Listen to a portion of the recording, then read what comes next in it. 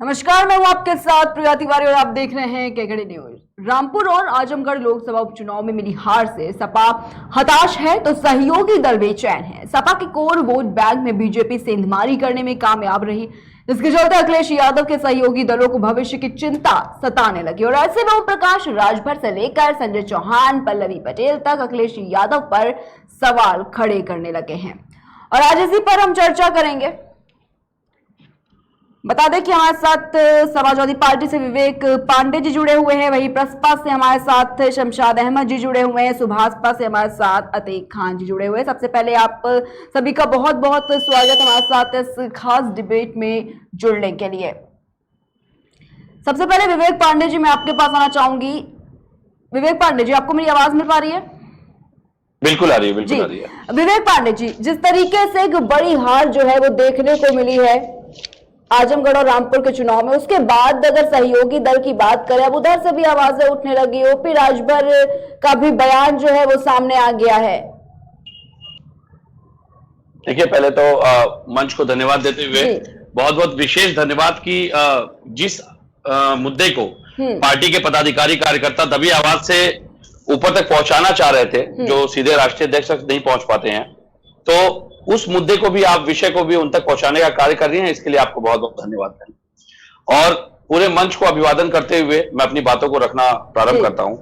ये बिल्कुल जरूरी है। देखिए, किसी भी राजनीतिक दल के आंतरिक विषयों के अंदर सबसे ज्यादा महत्वपूर्ण बात यह होती है कि घटक दल, जो उसके सहयोगी दल होते हैं, उनकी बातों को गंभीरता से लेने के साथ अपने संगठन की रणनीति और रचनात्मक प्रारूप को बदलने की आवश्यकता समय समय पर पड़ती रहती है। और ये हर राजनीतिक दलों के अंदर अगर आप देखेंगे तो इतिहास में कोई राजनीतिक दल शायद ऐसा नहीं है जिसने गठबंधन न किया हो, या गठबंधन करने के बाद अगर किसी चुनाव में हार होती है तो हार के बाद समीक्षा के साथ उसमें बदलाव न किए जाते हो। तो ये मुझे लगता है समय की मांग भी है और समय की जरूरत भी है। जैसे आज आप एक घटक दल के रूप में अगर आप महाराष्ट्र की बात कर लीजिए, तो महाराष्ट्र में जिस तरीके से शिवसेना सरकार के सामने एक अप्रत्यक्ष संकट को लाके खड़ा किया गया, धन के आधार पे, चाहे प्रभाव के आधार पे, चाहे संस्थाओं के आधार पे, तो ये एक समझने वाली बात है कि जो स्थायी सरकारें हैं, उन स्थायी सरकारों को एक विशेष राजनीतिक दल, जिसे हम भाजपा कहते हैं, वो किस तरीके से केवल अप्रामाणिकता के साथ असंवैधानिक तरीके से केवल और केवल सरकार बनाने के लिए लगातार कवायद करता रहता है।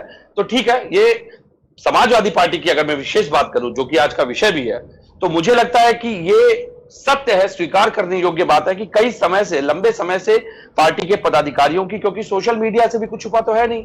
मैं अगर आपसे ये कहूं कि सोशल मीडिया पे तो ऐसा कुछ है नहीं, या पार्टी के अंदर बहुत कुछ सही है, ऐसा नहीं है। समय के साथ संगठनात्मक जो बदलाव है, रचनात्मक बदलाव है, उसकी मांग है। पार्टी के पदाधिकारियों की भी मांग है, ये पार्टी के जमीनी कार्यकर्ताओं की भी मांग है, और ये मुझे लगता है कि पार्टी के हित में एक सकारात्मक रुख है कि यदि आदरणीय अखिलेश यादव जी इसका संज्ञान लेकर के पार्टी के संगठन में कुछ बदलाव करते हैं, तो मुझे लगता है इससे समाजवादी पार्टी मजबूती होगी। और ये हमारी पार्टी की मजबूती के लिए आवश्यक भी है कि घटक दलों की बातों को भी सुनते हुए जो उनकी मांग है उनको भी गंभीरता से लिया जाए। ठीक है, ठीक है। विवेक पांडे जी हमारे साथ है। सुभाषपा से अतीक खान जी जुड़े हुए हैं।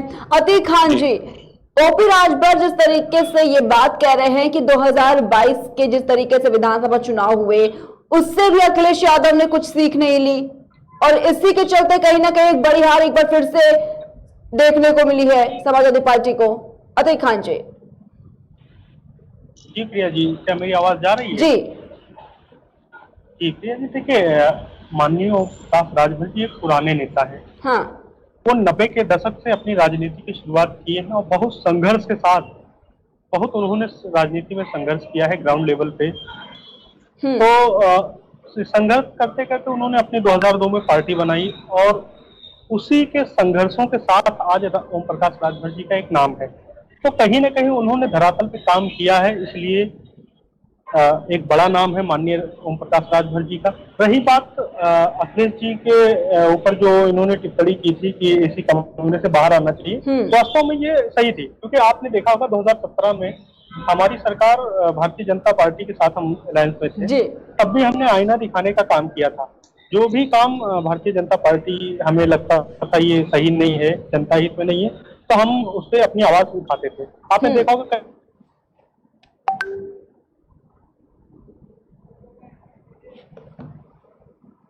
ठीक है। ठीक है, शमशाद अहमद भी हमारे साथ जुड़े हुए हैं बसपा से। ठीक है, आप देखा होगा कई बार मोदी जी से, माननीय मोदी जी से इस चीज को लेकर के, माननीय अमित शाह जी से, ओम प्रकाश राजभर जी से कई बार मनमुटाव हुए हैं कि आप जनता के हित में काम नहीं कर रहे हैं। शायद इसी वजह से हमारा और उनका अलायंस चल। ठीक है, ठीक है, बसपा से हमारे साथ शमशाद अहमद जी भी जुड़े हुए हैं। ठीक है अतीक खान जी, शमशाद अहमद जी आपके पास आना चाहूंगी। जिस तरीके से हार देखने को मिली समाजवादी पार्टी की और भारतीय जनता पार्टी को एक बड़ी जीत यहां पर देखने को मिली, क्योंकि कहीं ना कहीं यह भी कहा जाता है कि आजमगढ़ और रामपुर एक ऐतिहासिक जीत यहां पर समाजवादी पार्टी अपनी दर्ज करती आई है। अब बसपा की अगर बात करें, शिवपाल सिंह यादव का भी बयान जो है वो सामने निकल कर आया, जहां पर शिवपाल सिंह यादव ये बात कहते हैं कि जनादेश को अब स्वीकार कर लेना चाहिए। तो कहीं ना कहीं समाजवादी पार्टी की तरफ ही इनका इशारा था कि ये जो जनादेश है इसको अब पूरी तरीके से स्वीकार कर लेना चाहिए। शमशाद अहमद जी,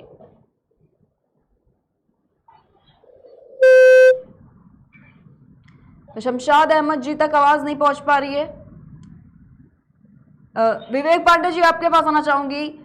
क्या लगता है ये जो हार देखने को मिली, क्या अब ये जो कहा जा रहा है कि चुनाव प्रचार नहीं किया गया, अखिलेश यादव चुनाव प्रचार करने के लिए नहीं निकले, अगर वहीं देखा जाए सीएम योगी आदित्यनाथ को तो वो भी पहुंचे हैं, लगातार वोट मांगने की अपील भी वो करते दिखे, कई सभाओं में पहुंचे, लेकिन अखिलेश यादव वहां से नहीं निकले। और ओपी राजभर ने भी यही कह दिया कि एसी से कहीं ना कहीं उनका जिक्र कर दिया कि अब अखिलेश यादव की एसी से दिक्कतें बता दी। अब तो क्या लगता है ये जो ओपी माननीय ओम प्रकाश राजभर जी की बात जहां तक मैं करूं, वो अपने आप में स्वयं एक राजनीतिक ग्रंथ के समान है। हाँ। और ये हमारे लिए भी बड़े सौभाग्य की बात है कि देखिए, किसी भी राजनीतिक दल को अगर किसी प्रणेता, विद्वेता या राजनीतिक अनुभव से परिपूर्ण किसी का साथ मिलता है, तो मुझे लगता है कि उसके दिए हुए किसी भी सलाह को हम सकारात्मक दृष्टि से देखने का प्रयास करते हैं। और ये बहुत अच्छी बात है कि ओम प्रकाश राजभर जी जैसे कम से कम जो एक विद्वान और अनुभवी नेता आज हमारे दल के साथ हैं, जिसमें कि समाजवादी पार्टी के जो निचले स्तर के या जमीनी स्तर के कार्यकर्ता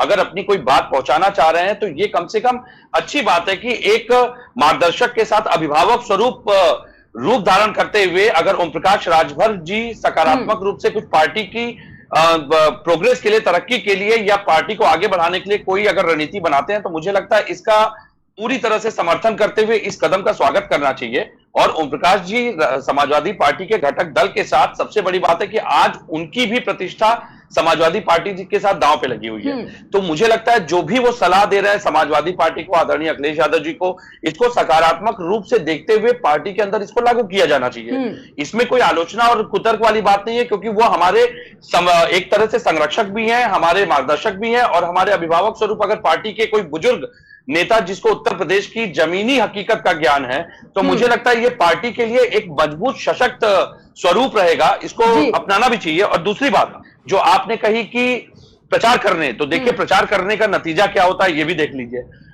भाजपा के साथ बहुत बढ़िया चीज देखिए, प्रचार पार्टी है। हाँ। इन्हें काम करने नहीं आता है। अब मैं बड़ी जिम्मेदारी से आपको एक बात बता, कुछ बातें सामने रख देता हूं। भारत की गिरती हुई, अगर आप देखेंगी जब से भाजपा सरकार आई है, भारत की गिरती हुई GDP, economy, inflation, employment generation, रोजगार, शिक्षा, चिकित्सा, बेरोजगारी, युवाओं के मुद्दे, इस पे लगातार भाजपा हर आंकड़ों में फेल है। नीति आयोग जैसी संस्था भी भाजपा सरकार की नाकामियों को सामने कर चुकी है। उससे बड़ी बात है, जब अभी हम चुनाव में थे, जिस चुनाव की सीट पर ये छाती पीट पीट करके ये बताना चाह रहे हैं कि इतिहास में ऐतिहासिक पहली बार ऐसा हुआ कि समाजवादी पार्टी के गढ़ में से, तो माफ कीजिएगा, गढ़ समाजवादी पार्टी का हर उस गांव में है, हर उस क्षेत्र में है जहां पे युवा है, बेरोजगार है, शिक्षा नहीं है, चिकित्सा नहीं है, और जहां पे किसान है, जवान है। और सबसे बड़ी बात, 34,615 करोड़ का डीएचएफएल घोटाला इसी चुनाव की आड़ में हो गया, जो भाजपा सरकार के संरक्षण में हुआ है। और उससे भी बड़ी समझने वाली बात समझ लीजिए, 27 करोड़ का चंदा इन घोटालों से जुड़ी हुई कंपनियों से भाजपा सरकार लेती है, 27 करोड़ का चंदा, और 17 बैंकों को फिर चपत लग चुकी है, और 34,615 करोड़ का घोटाला डीएचएफएल का सामने आया है, लेकिन देखिए भाजपा विजय मना रही है, जीत का जश्न मना रही है, क्योंकि देश की अर्थव्यवस्था दांव पे है, देश का भविष्य दांव पे है। भाजपा को इन मुद्दों से सरोकार नहीं है, उसका एजेंडा साफ है। सरकारें जो हैं स्वायत्त संस्थाओं को चलाने के लिए नहीं है,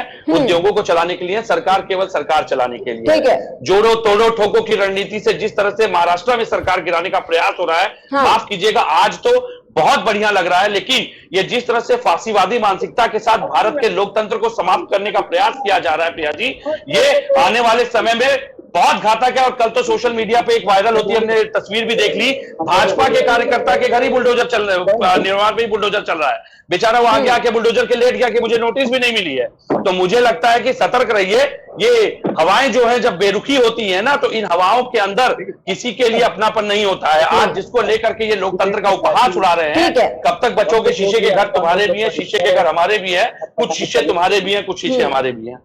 ठीक है, ठीक है। विवेक पांडे जी हमारे साथ प्रस्ताव से शमशाद अहमद जी भी जुड़े हुए। शमशाद अहमद जी, आपको मेरी आवाज मिल पा रही है? बताइए। ठीक है शमशाद अहमद जी, एक तरफ अगर देखा जाए समाजवादी पार्टी काफी ज्यादा मुश्किलों में घिरती हुई नजर आ रही है, क्योंकि आजमगढ़ और रामपुर चुनाव जिस तरीके से हार गई है, कहीं ना कहीं ये जो पूरी प्लानिंग करती है पार्टी आगामी चुनावों को लेकर, अब वो फीकी पड़ती हुई नजर आई। और अगर बात करें ओपी राजभर की, तो ओपी राजभर ने भी अब नसीहतें देनी शुरू कर दी। वही अगर प्रस्ता की बात करें, शिवपाल सिंह यादव ने भी यही बात कही चुनाव के परिणाम आने के बाद की जो जनादेश है उसको स्वीकार कर लेना चाहिए। शमशाद अहमद जी, अब देखिए आपने राजभर की बात किया है, तो अब उनको हम क्या कोई भी सीरियस राजनेता नहीं मानता।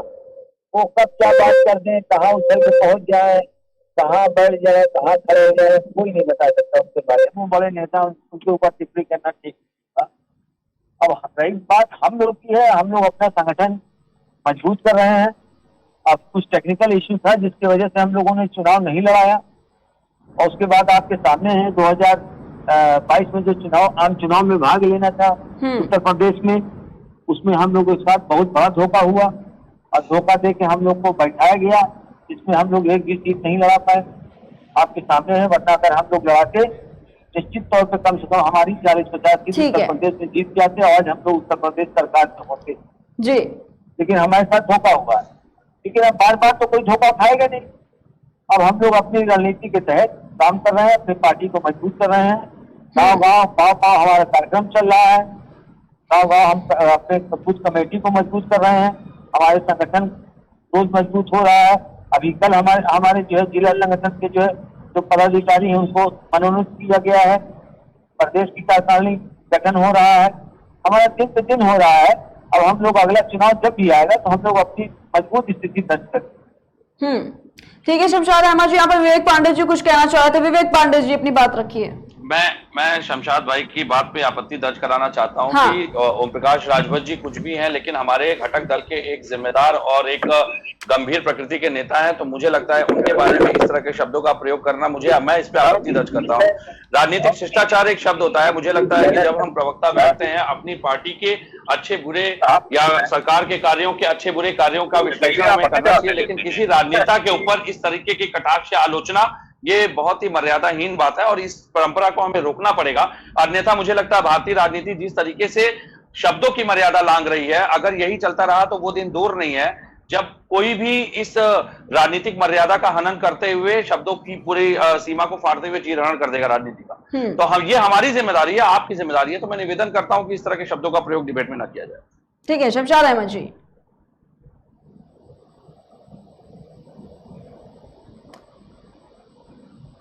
ठीक है शमशाद अहमद जी, आपको आवाज मिल पा रही है?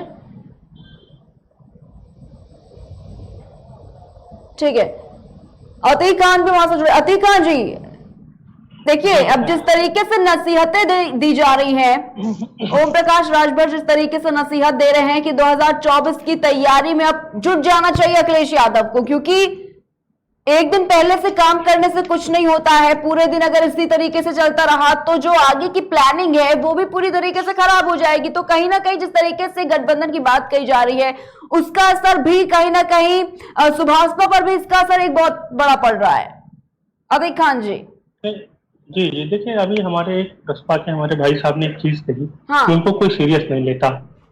अगर सीरियस न लेते तो 2017 में भारतीय जनता पार्टी हमारे साथ सरकार न बनाती। और आपको एक चीज और बता दूं कि पूर्वांचल में आप जाइए, पूर्वांचल के जितने जिले हैं, माननीय ओम प्रकाश राजभर जी का इतना वर्चस्व है। अभी आपने हाल ही में पिछले चुनाव में देखा होगा कि अंबेडकर नगर में हमने क्लीन स्वीप किया, 5 सीटें जीती। आजमगढ़ में हमने क्लीन स्वीप किया, 10 सीटें जीती। यही हाल गाजीपुर में, यही हाल बलिया में, बस्ती में। तो हमारा वर्चस्व जबरदस्त है। हाँ, इतना है कि इनका कहीं ना कहीं इनकी जमीन खिसकती जा रही है इनके पैरों के नीचे से। तो ये अब बौखलाए हैं, इसलिए ये प्रसपा वाले उल्टे सीधे बयान दे रहे हैं। रही बात ये कि मैं इनको बता दूं कि ये लोग स्पीकर, ये विधानसभा में जाने के लिए जो है, ये कहते हैं ना कि कुछ डील इनकी हुई है। मुझे लगता है भारतीय जनता पार्टी से कुछ डील हुई है प्रस्ताव वालों की। मैं खुल के तो नहीं कहना चाहता, वो सामने आ जाएगी, बहुत जल्दी सबके सामने आ जाएगी क्या डील हुई है। अब रही बात ओम प्रकाश राजभर जी के बयानों की, देखिए हमारा एक परिवार है, गठबंधन एक परिवार है। गठबंधन में जो कमियां हैं, जो वरिष्ठ नेता हैं, जो पुराने नेता हैं, जो अनुभवी नेता हैं, चीजों को एक समीक्षा करते हैं कि हमसे कमियां कहाँ हुई, किस तरीके से हमें आगे और बेहतर करना है। तो जो अभी तक हमने देखा है प्रिया जी, कि आजमगढ़ में जो हमारी हाल हुई है, कहीं ना कहीं अखिलेश यादव जी अगर मैदान में आ जाते, चाहे एक ही दिन के लिए आ जाते, तो शायद मुझे लगता है कि 4-6 हजार वोटों से कोई बहुत ज्यादा मायने नहीं रखती है हार जीत लोकसभा चुनाव में। जहां 9-9.5 लाख वोट पड़े हैं, वहां 4-6 हजार वोट कुछ नहीं है। दूसरी बात रही, कहीं ना कहीं बसपा का इसमें एक बड़ा रोल रहा है। मुझे लगता है कि बसपा का नाम अगर भाजपा सहायक पार्टी रख दी जाए तो कोई बुराई नहीं है। इन्होंने अपना कैंडिडेट उतार करके, एक तो हमारे कैंडिडेट को कहीं ना कहीं काफी हमारा नुकसान हुआ है। रामपुर में भी इन्होंने समर्थन दिया है, तो बहन जी ने भी खूब भरपूर साथ दिया है भाजपा का। लेकिन हमें इससे कोई शिकायत नहीं। देखिए, हमें लड़ना है और हमें जीतना है, हमें 2024 और 27 की तैयारी करनी है और हमें सत्ता में आना है। रही बात आदरणीय ओम प्रकाश राजभर जी की, तो ओम प्रकाश राजभर जी एक फायर ब्रांड नेता है। इनकी बराबरी करना अभी किसी छोटे भैया नेता के बस की बात नहीं है। आज हमारे विधायक भी हैं और आपने देखा होगा स्पष्ट रूप से ट्वीट करके भी, और एक बयान में भी हमारे राष्ट्रीय अध्यक्ष जी ने कहा था कि नेताओं, मंत्रियों और विधायकों की पेंशन बंद की जाए और सबसे पहले मेरी पेंशन बंद की जाए। तो मुझे लगता है कि इतनी बड़ी महानता वाली बोली एक छोटा नेता कभी नहीं बोल सकता है। बहुत बड़े दिल वाले नेता भी ऐसे सब बोल सकते हैं। तो मुझे लगता है कि प्रस्ताव वाले भाई जो हमारे कटाक्ष कर रहे हैं, इनको ये छोड़ करके इनको भाजपा से पूछना चाहिए कि आज जो विधायक खरीदे जा रहे हैं, इतने पैसे कहाँ से आ रहे हैं। एक जगह से दूसरे जगह से एयरलिफ्ट करके ले जाया जा रहा है, 5 स्टार होटल के खर्चे आ रहे हैं। आज हमारा ये देश की इकोनॉमी गर्त में चली गई है। हमारा डॉलर आज एकदम नीचे चला गया है। भूखमरी में हम कई पायदान पे बढ़ते जा रहे हैं। आज हमसे आगे छोटे छोटे देश, हमारे पड़ोसी देश जो हमसे कर्जे लिया करते थे, वो आज हमसे आगे चल रहे हैं। तो हमारे प्रस्ताव के भाई साहब को भारतीय जनता पार्टी से ही सवाल पूछना चाहिए कि भैया देश को आप कहाँ ले जा रहे हैं। क्या श्रीलंका की तरफ लेके जा रहे हैं? क्या देश को गर्त में आप जा रहे हैं? जीडीपी की क्या हाल हो गई। इस देश में प्रिया जी 4 ही लोग पूरे देश को चला रहे हैं। 2 लोग देश की संपत्ति बेच रहे हैं और 2 लोग देश की संपत्ति खरीद रहे हैं। अतीक खान जी हमारे साथ, ये गरीबी दूर नहीं करेंगे, गरीबों को ही दूर करने के मूड में आ गई है भारतीय जनता पार्टी की सरकार। ठीक है, बीजेपी से हमारे साथ राहुल जुड़े हुए हैं। राहुल, आपके पास आना चाहूंगी, आवाज मिल पा रही है आपको? राहुल जी, आपको मेरी आवाज मिल पा रही है? मैडम आवाज कम आ रही है जी। ठीक है राहुल जी, देखिए एक तरफ सपा की एक बड़ी हार देखने को मिली आजमगढ़ और रामपुर के चुनाव में। दूसरी तरफ अगर बात करें समाजवादी पार्टी की, तो समाजवादी पार्टी जिस तरीके से ये बातें रख रही है अपनी कि बड़ी गड़बड़ी की है, और इससे पहले इलेक्शन कमीशन को भी पत्र लिखा समाजवादी पार्टी ने और कहा भी कि इस चुनाव में जो भारतीय जनता पार्टी है वो गड़बड़ी कर सकती है। और जब परिणाम सामने आया उसके बाद लगातार बयानबाजी देखने को हमें मिली है कि किस तरीके से भारतीय जनता पार्टी के ऊपर बयान किए गए, आरोप लगाए गए बड़े बड़े। और अब सुभाषपा की अगर बात करें, ओपी राजभर भी अब ये कहने लगे, नसीहत देने लगे दूसरी तरफ की अगर प्रचार प्रसार होता तो अखिलेश यादव जीत भी सकते थे। कई ऐसे बड़े बड़े जो मामले सामने निकल के आ रहे हैं, आरोप भी चल रहे हैं। साथ में अब जो पार्टियां हैं, जो उनके सहयोगी हैं, वो भी अब इस तरीके की बातें रख रहे हैं। राहुल जी, हम अखिलेश यादव इसी कमरे में बैठ कर बादल पर काम करना पड़ेगा अखिलेश यादव को। जी पिछड़ा वर्ग पर ध्यान देना पड़ेगा, मुस्लिम को ध्यान देना पड़ेगा। और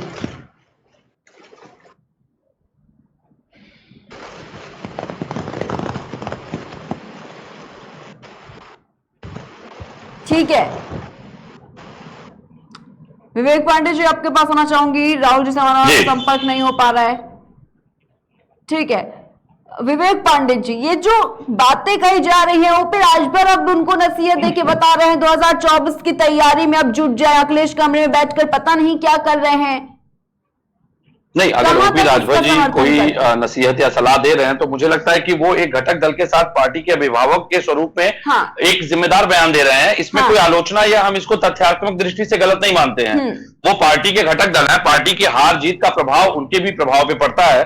और अगर वो चाह रहे हैं कि पार्टी सकारात्मक रूप से गठबंधन को लेकर आगे बढ़े, और इसके लिए अगर घटक दल के लोग अगर कोई शिष्टाचारिक व्यवहार निभाने का प्रयास कर रहे हैं, तो मुझे लगता है इसमें भाजपा के पेट में दर्द नहीं होना ठीक चाहिए। है। मैं तो सवाल ये पूछता हूं कि भाजपा जो इतने बड़े सुशासन की बात करती है, आज उत्तर प्रदेश का ये दिन आ गया कि बैंकॉक से फिरौती मांगी जा रही है बुजुर्ग का अपहरण करके, और बैंकॉक से बाकायदा अपहरण की फिरौती मांगने के बाद उत्तर प्रदेश को सुशासन का राज्य बता दिया जाता है। एक लड़की के ऊपर एसिड फेंक दिया जाता है, उस बेचारी के साथ बताइए, एसिड फेंकने के बाद इसको सुशासन बता दिया जाता है। एक साधु के ऊपर, एक साधु को इलाज न मिलने की वजह से जलने के बाद उसको नाली में सोना पड़ता है, इसको सुशासन बताया जाता है। तो मैं तो ये पूछना चाहता हूं मैं कि जिस तरीके से भाजपा इसको सुशासन का स्वरूप दे रही है, 2016 के एनसीआरबी के आंकड़े हैं 4,94,025 मामले दर्ज होते हैं यूपी के, और 18 में वही मामले 5,85,157 हो जाते हैं। और ये आंकड़े बढ़ते हैं, लेकिन गणित भाजपा की ऐसी है कि उनको दिखाई देता है कि सुशासन है। उत्तर प्रदेश की स्थिति आज ये है कि बेरोजगार युवाओं में जिस तरह से सॉल्वर गैंग के साथ गिरफ्तारी के बाद भी दरोगा भर्ती में चयन किया जा रहा है प्रत्याशी का, अभ्यर्थी का, उस पर सवाल नहीं उठाए जा रहे हैं और इसको सुशासन बताया जा रहा है। सुशासन की परिधि क्या रह गई है, मैं तो ये समझ नहीं पा रहा हूं। महाराष्ट्र में ईडी इतनी सक्रिय है कि संजय राउत को सम्मान करती है, अच्छी बात है, करिए बिल्कुल, लेकिन ये जो विधायकों के ऊपर हजारों करोड़ का खर्च किया जा रहा है, जिस तरीके से मीडिया बता रही है कि ये 3,000 करोड़ से अधिक का खेल है, तो इसके ऊपर भी ईडी को सम्मान करना चाहिए। ये आप दिल्ली से, मुंबई से दिल्ली अगर जाती हैं तो कम से कम 8.5 लाख रुपए एक सीटर बोइंग का खर्चा है। यहां पे तो पूरा बोइंग खड़ा था, जिसमें 60-70-100 से ऊपर तो होटल के कमरे बुक है, पूरा होटल ही बुक कर लिया गया है। आखिर कौन ये पैसा फंड कर रहा है, ये कालाधन कहां से आ रहा है? ईडी इसको जांच नहीं करना चाहती, क्यों? सुप्रीम कोर्ट ने एक बात बहुत अच्छी कही थी हमारे देश के लिए, जब से भाजपा सरकार में आई है, संस्थाओं ने अपने ऊपर सवालिया निशान लगाने शुरू कर दिए हैं, और जिस तरीके से संस्थाएं केवल एक सत्ता पक्ष का मजाक बन के रह गई हैं, सत्ता पक्ष के रिमोट कंट्रोल से चलने वाला एक खिलौना बन के रह गई हैं, ये अपनी संस्थाओं का विश्वास समाप्त करते हुए जनता में अविश्वास के रूप में लोग इनको देखने लगे हैं। आज सीबीआई की बात करिए, आज ईडी की बात करिए, इनकम टैक्स की बात करिए, यकीन मानिए मैम, हम जैसे लोग इसको गंभीरता से लेते नहीं है। हमें यह पता है कि संस्था का कहीं ना कहीं सरकार का इशारा हुआ है तभी आए हैं।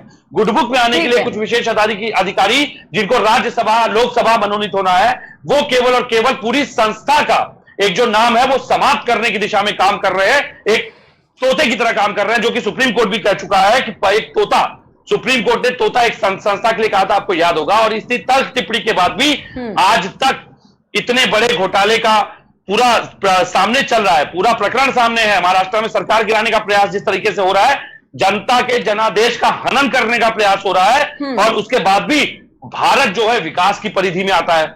मैं समझ नहीं पाता हूं कि आपके पास योग्य कैंडिडेट नहीं है जो चुनाव लड़ सके, आपके प्रत्याशी अपने आप को साबित नहीं कर सकते, या भारतीय जनता पार्टी हिंदुत्व का वो परचम लहरा रही है जो कश्मीर में जा करके अलगाववादियों के साथ सरकार बनाती है, उसके बाद 64% आतंकवादी घटनाएं बढ़ जाती है कश्मीर की घाटी में। विवेक पांडे जी, जिस तरीके से एक आरोप आप लगा रहे हैं, जब बातें रख रहे हैं, इसका जवाब देंगे भारतीय जनता पार्टी से प्रवक्ता बैठे हैं? नहीं, मैं तो पूछ रहा हूं, जब ब्राह्मण कश्मीर में हिंदू पंडितों के ऊपर गोलियां चल रही थी, उस समय फिल्म का प्रमोशन कर रहे थे सरकार के गृह मंत्री। भाई ये अगर सुशासन की परिधि है तो मुझे लगता है, माफ कीजिएगा, भारत बहुत जल्द सामंतवादी विचारधारा के साथ कंपनी राज का गुलाम बन जाएगा। अगर आप परिवारवाद की बात करते हैं तो व्यापारवाद को रोकना भी उतना ही जरूरी है। जिस तरह पूरे देश में केवल 2 संस्थाएं, केवल अंबानी अडानी को आप सारी संस्थाएं बेचने का काम कर रहे हैं, क्या हमारे देश के बाकी उद्योगपति नकारे हो गए? क्या हमारे देश के बाकी उद्योगपति उस लायक नहीं रह गए कि उनको भी इस तरह का अवसर प्रदान किया जा सके?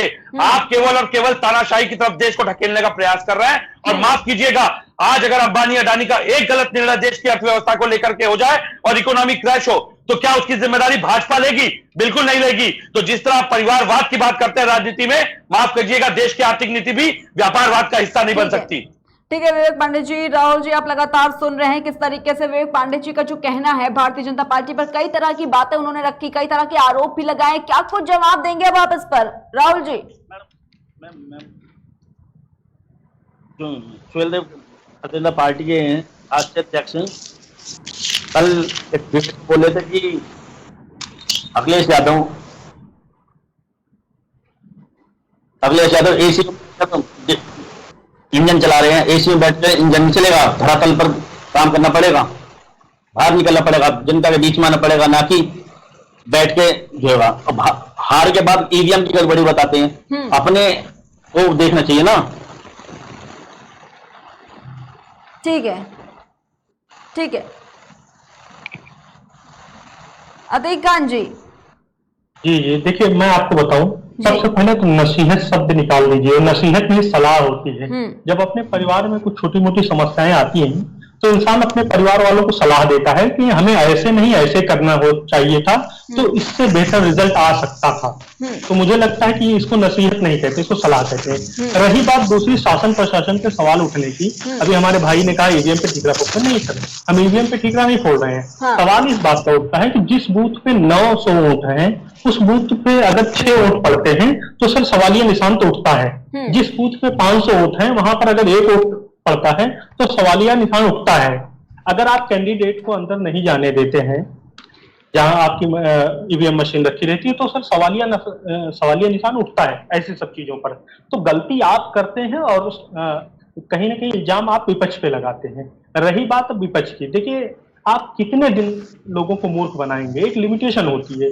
आप बताइए 2014 से लेकर के प्रिया जी 2022 आ गया है, एक भी कोई ऐसा फैसला बता दीजिए भारतीय जनता पार्टी का जो इन्होंने फैसला लिए हो और जिसमें लगभग सैकड़ों लोगों की जान न गई हो। मैं आपको गिना देता हूं शुरू से।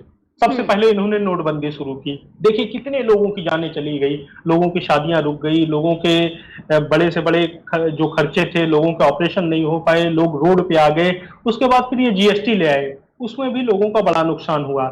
उसके बाद ये बहुत सारी स्कीमें लाए, सब नुकसान हुआ, 700 से ज्यादा किसान मर गए। फिर देखिए इन्होंने अग्निवीर ले आए हैं। ये अग्निवीर में आप देखिए युवा रोड पे, चलो विपक्ष पे आप इल्जाम लगा तो विपक्ष वालों ने भड़काया।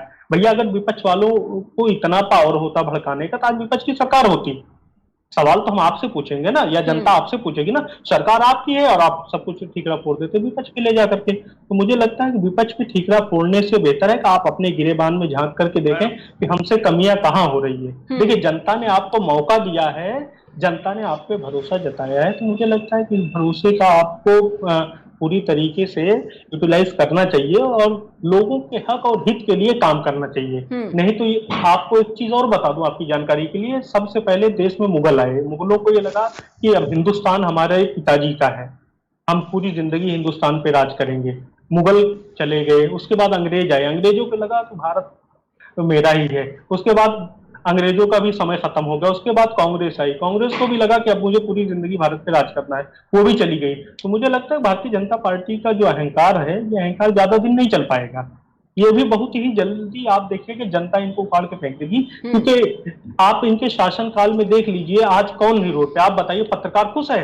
पत्रकारों को ये यूएपीए लगाते हैं, जो इनके खिलाफ आवाज उठाता है उस पर आपराधिक धाराएं लगवा देते हैं। तो मुझे लगता है कि आज किसान रोड पे है, नौजवान रोड पे है, महिलाएं रोड पे हैं, बच्चे रोड पे हैं और व्यापार पूरी तरीके से ध्वस्त हो चुका है, जीडीपी पूरी तरीके से गर्त हो चुकी है।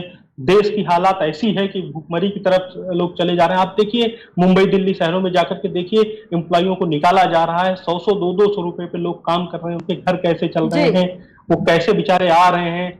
स्थिति ऐसी हो गई है कि आप मैं बता नहीं सकता आपको। आप खुद धरातल पे, आप एक पत्रकार हैं, आप देखते होंगे क्योंकि आप लोग के संवाददाता हर जगह रहते हैं। आप देखिए कि कैसे बच्चे लोग भूखे सो जा रहे हैं। ये किसकी जिम्मेदारी है? ये सत्ता पक्ष की जिम्मेदारी है कि देश में जितनी भी समस्याएं हैं उस समस्याओं का निदान करना है। लेकिन ये लगे कहाँ है?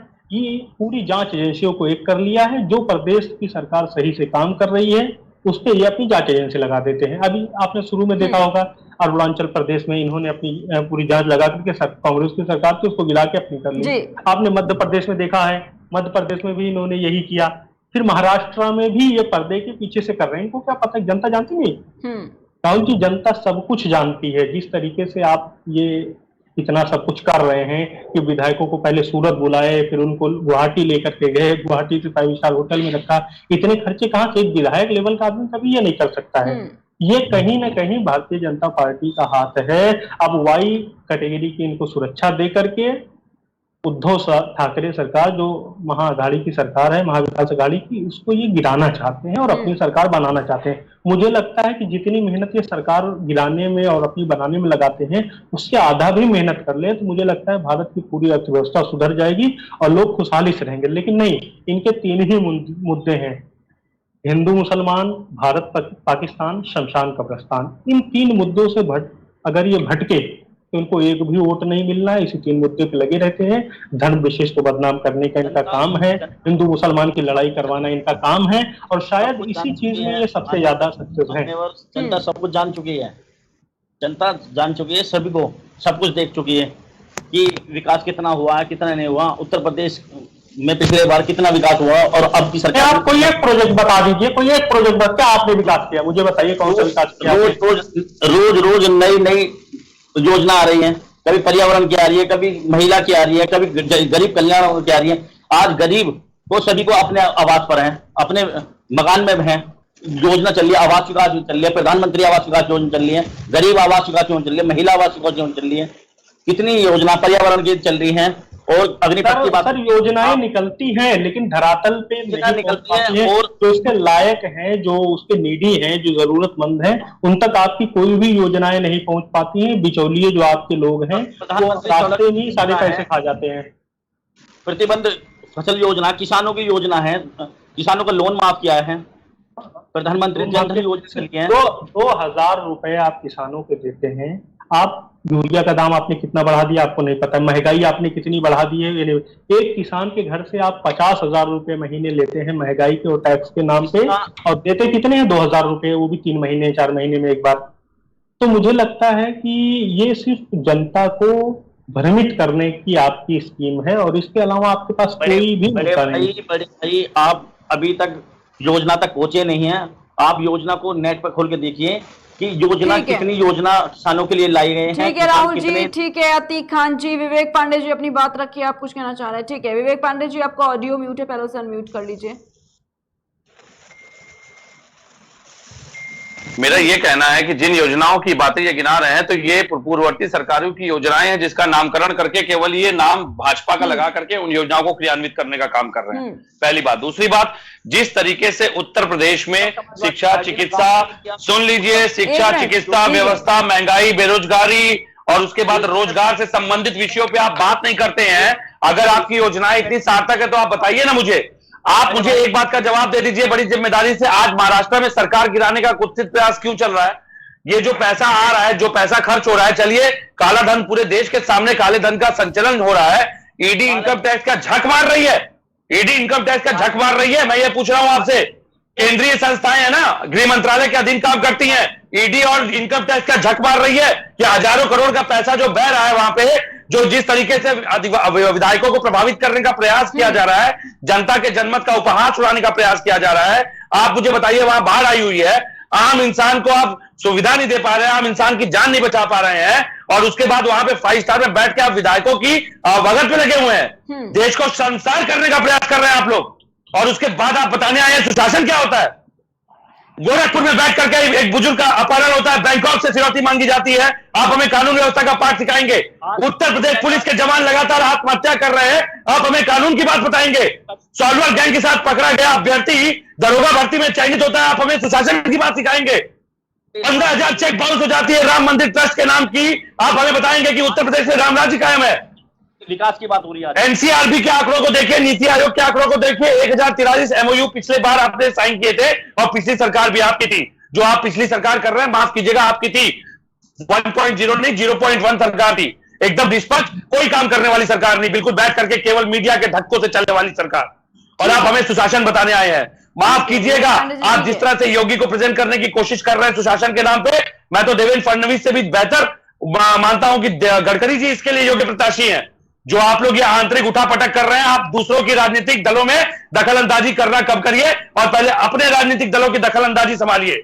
जिस तरीके से आपके दिल्ली और उत्तर प्रदेश की लड़ाई के बीच में उत्तर प्रदेश का विकास बाधित हुआ है, उसके लिए आपकी सरकार जिम्मेदार है। केवल मीडिया के धक्कों से चल रही है सरकार। सेलेक्टिव मीडिया को आप लोगों ने खरीद रखा है और केवल सेलेक्टिव मीडिया की वजह से जो ईमानदार निष्पक्ष मीडिया है उनको आप आगे आने नहीं देते हैं, उनके ऊपर कार्रवाई करने का काम करते हैं। भारत समाचार के ऊपर ईडी की रेड क्यों पड़ी थी, बताइए ना, बताइए ना। आज ईडी क्या कर रही है? आज ईडी जाकर के इन विधायकों की जांच क्यों नहीं करती, क्यों नहीं समन करती है सबको? इतना पैसा विवेक पांडे जी, इस तरह से बार बार मीडिया को बीच में ले आना सर, ये भी देखिए सही नहीं है ना।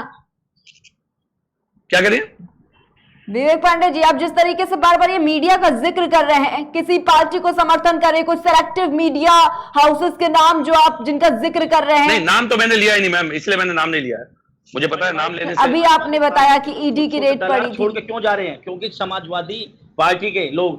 ठीक है सर, क्योंकि ये देखिए धरातल पर काम कौन सी पार्टी क्या कर रही है। नहीं, समाजवादी पार्टी काम नहीं कर रही। आप मुझे ये बताइए ना, आपकी ईडी इस समय जाके उन विधायकों की जांच क्यों नहीं कर रही?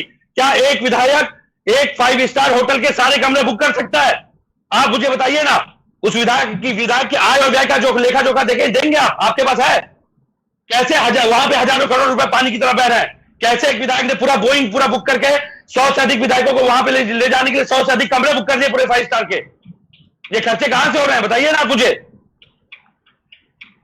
इस पे आपके पास कोई जवाब नहीं होगा, क्योंकि आपको भी पता है तोते की तरह चलने वाली संस्थाएं जो है वो केवल गृह मंत्रालय के इशारे पे वो अधिकारी काम कर रहे हैं जिनको खुद राज्यसभा जाना है। ठीक है, बिल्कुल। जितने भी सवाल आपके हैं, बिल्कुल राहुल जी हैं बीजेपी से प्रवक्ता, राहुल जी बात रखिए। जिस तरीके से ये जो आरोप लगाए जा रहे हैं, लगातार बातें उठाई जा रही है, जवाब जो मांगा जा रहा है उसका जवाब तो देना पड़ेगा।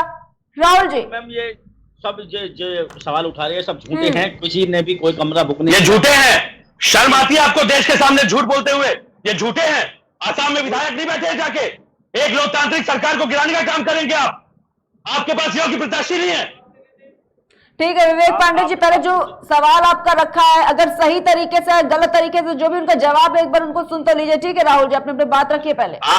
मैं आपसे प्रिया जी कहता हूं, इनसे बस इतना पूछिए, 34,615 करोड़ का जो डीएचएफएल घोटाला हुआ है उस पे सरकार ने अभी तक कोई ऑफिशियल प्रेस स्टेटमेंट क्यों नहीं दिया, जिससे इन्होंने खुद 27 करोड़ का चंदा वसूला है। 27 करोड़ चंदा आरकेडब्ल्यू देव कंपनी से 10 करोड़, वधावन और दर्शन इनकी को पार्टनर कंपनियों से 10 करोड़ 7 करोड़, मतलब 27 करोड़ का चंदा डीएचएफएल की को पार्टनर कंपनियों से इन्होंने लिया है। और ये वही डीएचएफएल है, आपको बता दूं, जिसने यूपीपीसीएल के 2600 करोड़, मतलब यूपीपीसीएल के जो कर्मचारी थे इनके 2600 करोड़ से अधिक भविष्य निधि का पैसा इनके फंड में निवेश किया था प्रिया जी। और यही ईडी थी जिसने इकबाल मिर्ची की फ्रंट कंपनी के संबंधों को लेकर जो दाऊ से संबंधित है डीएचएफएल के प्रमोटर से पूछताछ की थी। मतलब ये पैसा सीधे सीधे दाऊद के कनेक्शन से 27 करोड़ का चंदा भाजपा लेती है और ये बताते हैं इस देश के सामने हिंदुत्व की रक्षा की जा रही है। मुझे बताइए, इनसे पूछिए, ये जो डीएचएफएल ने 17 बैंकों को चूना लगाया है, क्या इसको भी एनपीए कर देंगे? नीरव मोदी जिस तरह एक अंतर्राष्ट्रीय सम्मेलन में मोदी जी के साथ मंच साझा कर रहे थे, क्या इसको भी झुठला देंगे? पूछिए, अभी इन्होंने सामने झूठ कहा है कि ये सारी जो मैंने सवाल उठाए ये सारे सवाल झूठे हैं। तो ये बताएं कि सच क्या है इसके अंदर। राहुल जी जी हेलो, सवाल लगातार पूछे जा रहे हैं, उसका जवाब दे दीजिए। मैम, जो इन्होंने सवाल पूछे हैं इसका सब खंडित करता हूं मैं। ये सब कोई भी किसी का कमरा बुक नहीं हुआ। और रही बात जांच की, बात कह रहे हैं कि जांच चल रही है, ईडी सभी की जांच पर लगी हुई है, जो दोषी पाया जाएगा उसे जेल भेजा जाएगा। क्या ईडी ने एक भी विधायक को नोटिस इशू किया है? क्या ईडी ने किसी विधायक से ये पूछा है कि ये सारे खर्च कहां से किए जा रहे हैं? क्या डायरेक्टर ऑफ रेवेन्यू इंटेलिजेंस ने बीच में दखल दिया है? क्या किसी के अकाउंट की जांच की गई है? क्या ये पता किया गया कि सूरत से बोइंग किसने बुक की थी? क्या ये पता किया कि होटल के कमरे किसने बुक किए हैं? जो आप कह रहे हैं कि ये झूठ है, तो जिस मीडिया ने 3000 करोड़ से अधिक की खबर प्रकाशित की, क्या आपने उससे नोटिस इशू किया है? ठीक है विवेक पांडे जी, देखिए ये विषय नहीं है। जब जिस विषय पे शायद बात करने के लिए बैठे हो, जिस बात पर डिस्कशन करने के लिए बैठे हो, वही सही रहेगा। लेकिन अब जिस तरीके से अखिलेश यादव पर सवाल खड़े हो रहे हैं, आज हम उसी पर चर्चा करने के लिए यहाँ पर बैठे हैं। भाजपा का इतिहास निकालने बैठेंगे या फिर समाजवादी पार्टी का इतिहास निकालने बैठेंगे? सर, किसी भी पार्टी का अगर आप इतिहास निकालेंगे, अगर सवाल खड़े करेंगे तो वो जाहिर सी बात है ना सर, खड़े ही होगा। ठीक है सर, दूसरे दलों के ऊपर सवाल उठा करके जनता को भ्रमित करने का काम करते हैं। ये सारे वो सवाल हैं जो देश की आंतरिक सुरक्षा और देश की आज अर्थव्यवस्था से जुड़े हुए हैं, देश के भविष्य से जुड़े हुए हैं। लेकिन भारतीय जनता पार्टी की सरकार केंद्र में रहकर भी इन सवालों के जवाब नहीं दे सकती है।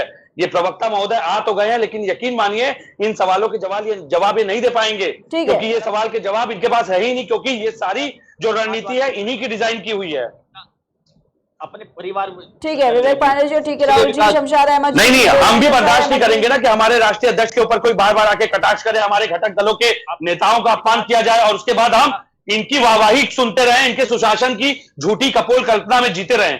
तो हमारा काम है एक राजनीतिक दल के प्रवक्ता की तरह हम भी अपनी पार्टी का डिफेंस करते हुए सवाल उठाएंगे और हमारे आंतरिक विषय में तो ये दखल न दे। हमारे आंतरिक विषय तो चलिए, ये तो समाधान की तरफ हम बढ़ रहे हैं, लेकिन इन्होंने जिस तरह से देश का भविष्य अंधकार की तरफ ले जाने का काम किया है, बात परिवारवाद की होती है तो व्यापारवाद की भी होनी चाहिए। बात अगर अर्थव्यवस्था की होगी तो ये बताए कि 1045 एमओयू जो साइन हुए थे, कितने उद्योग आ गए। मुद्दा लेके आएंगे, वो बिल्कुल बात रखिएगा। परिवार विवाद कभी भी इस तरीके से विवेक पांडे जी, देखिए कभी भी इस तरीके से नहीं कहा जाता है। अगर सवाल करती, चाहे वो सपा हो चाहे वो भारतीय जनता पार्टी हो, बात दोनों की सुनी जाती है, जवाब भी दोनों तरफ से ही लिया जाता है। लेकिन विवेक पांडे ये जवाब देना, जिस तरीके से ओपी राजभर ये कह रहे हैं कि वक्त पड़ेगा, मायावती से भी बात करनी पड़ेगी, इस पर क्या जवाब देंगे? क्योंकि ओपी राजभर का बयान जो है उसमें यही कहा गया है कि मायावती और अखिलेश दोनों की लड़ाई में समाज का नुकसान हो रहा है। आपकी पार्टी इतनी अच्छी है। नहीं, देखिए अगर ओपी राजभर जी ने मायावती जी को लेके कोई स्टेटमेंट दिया है तो बिल्कुल उन्होंने सोच के परिपक्वता के साथ ये बात कही होगी और उन्होंने ये बात किस संदर्भ में कही है, अभी इस पे थोड़ा सा और क्रियान्वयन होने दीजिए, वो खुल करके सामने आ जाएगा। क्योंकि अगर उन्होंने ये हिंट दिया है कि मायावती जी से बात होनी है तो ये कुछ ना कुछ सोच के इसके पीछे कोई ना कोई उनका अपना तर्क है, जिसपे क्रियान्वयन होगा तो वो रणनीति भी सामने आएगी और जैसे वो सामने आएगी हम आपको स्पष्ट कर देंगे। हाँ बिल्कुल विवेक पांडे जी, लेकिन देखिए एक आखिरी प्रश्न भी आपसे लेना चाहूंगी कि जब अखिलेश यादव पर ये बातें कही जा रही थी कि वो चुनाव प्रचार करने के लिए क्यों नहीं गए, तब वो ये भी बातें सामने निकल कर आई कि वो कहीं ना कहीं थोड़े कॉन्फिडेंट भी थे और धर्मेंद्र यादव को भी जिक्र कर दिया गया यहाँ पर कि उनका संबंध भी है, चचेरे भाई लगते हैं। तो पहले से ही थोड़े बहुत अखिलेश यादव जो थे वो कॉन्फिडेंट थे कि इस चुनाव में जीत तो होनी है। लेकिन अब जिस तरीके से ये बयान सामने आया ओपी राजभर का और जिस तरीके से सलाह बताया जा रहा है, अभी अतीक खान जी ने भी यही कहा इसको नसीहत नहीं सलाह बता सकते जब परिवार में इस तरह की चीजें होती है। आपने भी अभी बात यही रखी कि एक अभिभावक के तौर पर अगर कोई बात कह रहा है, कोई सलाह दे रहा है तो बेशक उसे सुनना जरूरी है, लेकिन ये अब बात पलट देना। लेकिन क्या अब समाजवादी पार्टी भी ये बात मान रही है कि अखिलेश यादव को चुनाव प्रचार करने के लिए निकलना चाहिए था, यही सब वजह है हार की? प्रिया जी मैं इसका जवाब दूंगा। देखिए मैं दो बातें रखना चाहूंगा। आजमगढ़ में एक वोट पड़ता है 45.97% और रामपुर में यही 40.1% के आसपास। मैं एक बात को लेकर वास्तव में दुखी हूं कि वोट प्रतिशत घटा, इस बार मतदाता वोट करने नहीं निकले हैं। इस बात को मैं आजमगढ़ के लिए मान सकता हूं क्योंकि 7,000 का अंतर बहुत बड़ा अंतर नहीं था। और मैं आपकी बात से सहमत हूं कि हमारे राष्ट्रीय अध्यक्ष अगर आजमगढ़ चले गए होते तो शायद उनकी वजह से ये अंतर 17,000 या 27,000 का हो जाता कि हमारी सीट आराम से निकल सकती थी। तो मैं अभी बात को जनादेश को स्वीकार करते यही कह सकता हूं अति महत्वाकांक्षा या हम हो सकता है ओवर कॉन्फिडेंट थे जिसकी वजह से यहां से चूक हुई। दूसरा रामपुर में जो सवाल उठता है वो ये उठता है कि जिस तरह से वीडियो वायरल हुआ, हमने चुनाव आयोग को पत्र लिखा, मुझे ये समझ में नहीं आता चुनाव आयोग एक निष्पक्ष भूमिका में क्यों नहीं दिखाई देता।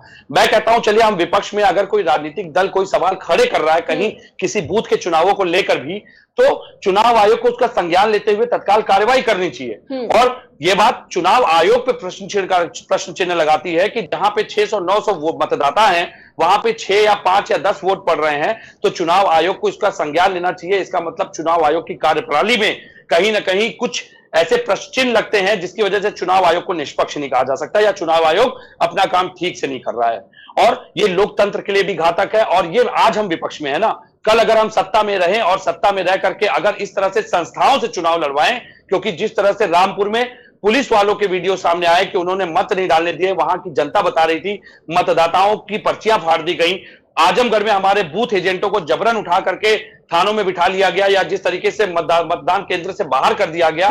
ये सारी बातें ये बताती हैं कि चुनाव भाजपा नहीं लड़ती है, चुनाव संस्थाएं लड़ती हैं, प्रशासन लड़ता है और इनको मजबूरी में, जिम्मेदारी पूर्वक कह रहा हूं, इनको मजबूर किया जाता है, वरना इनके ऊपर अनुशासनात्मक कार्रवाई करने की धमकी दी जाती है और इनको प्रभावित करके ही चुनाव लड़ा जाता है। जिस तरह से पुलिस से चुनाव तो लड़वाते हैं, लेकिन आपको बता दूं, उत्तर प्रदेश पुलिस का जवान जब आत्महत्या करता है तब उसकी बात ये नहीं करते हैं। उत्तर प्रदेश पुलिस के जवान के सुधारों की बात नहीं करते, पुलिस तंत्र के सुधार की बात नहीं करते।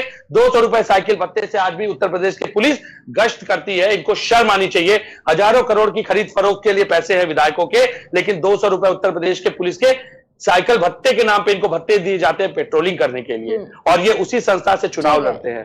तो मुझे लगता है कि समय आ गया है कि सत्य को स्वीकार करते हुए, बहरहाल रामपुर और आजमगढ़ में हम जनादेश का सम्मान करते हैं। चूक हमसे हुई है क्योंकि गलती हमारी है, भाई सीट हमारे है तो चूक हम अपनी मानेंगे, लेकिन मैं ये भी कह सकता हूं कि चुनाव भाजपा नहीं लड़ती है, चुनाव संस्थाएं लड़ती हैं, क्योंकि भाजपा के प्रत्याशी योग्य होते तो वो अपने दम पे, अपने राजनीतिक मूल्यों के आधार पर चुनाव लड़ते। लेकिन जहां पुलिस की भूमिका आ जाएगी, जहां प्रशासनिक अधिकारियों की भूमिका आएगी, जहां पे बीडीओ की भूमिका आएगी, जहां पे ग्राम से क्षेत्र से जुड़े अधिकारियों की भूमिका आ जाती है, तो माफ कीजिएगा, ये चुनाव तो संस्थाएं लड़ती है। और यही कारण है कि योगी सरकार पूरी तरह से अधिकारियों पे आत्मनिर्भर है, क्योंकि उसकी निर्भरता उसके अधिकारियों के बिना अपने विधायकों पे हो नहीं सकती, क्योंकि ये सब चुने हुए नहीं है, ये सब धक्का मार के लाए हुए बनाए गए। ठीक है पांडे जी, शमशाद अहमद जी भी जुड़े हुए हैं। शमशाद अहमद, आपको मेरी आवाज मिल पा रही है?